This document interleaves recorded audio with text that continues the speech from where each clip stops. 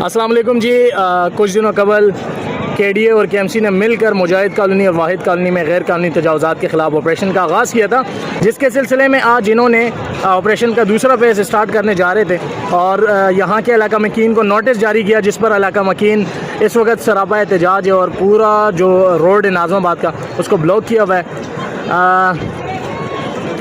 गोलीमार से आने वाला रोड पूरा इस वक्त जाम पड़ा हुआ है। यहाँ से जो हज़रात आना चाहते हैं तो प्लीज़ वो इस रोड का इस्तेमाल ना करें, क्योंकि पिछले 3.5 घंटों से ये रोड जाम पड़ा हुआ है। उसके अलावा ग्रीन लाइन के बसें भी जाम पड़ी हुई है और ये जो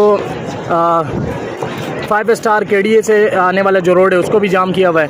तो बराए मेहरबानी इन 2 रोडों का ख़ास ख्याल रखें, इस पर सफ़र इस वक्त ना करें, क्योंकि दोनों रोड इस वक्त जाम पड़े हुए हैं। इस वक्त इलाका मकीन सरापा एहतजाज है और उनका कहना है कि पिछले 65 सालों से हम इस इलाके में रिहाइश पजीर, और इनको अभी याद आया कि हमारा जो ये इलाका है वो गैर कानूनी है। हमें इन लोगों ने पानी, गैस, बिजली, इसके अलावा जितने भी ज़रूरियात थी जो एक लीज़ इलाकों को दिया जाता है वो सब हमें मुहैया की गई थी।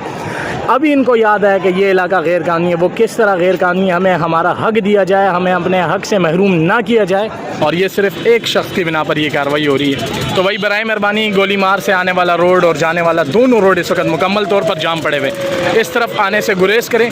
शुक्रिया।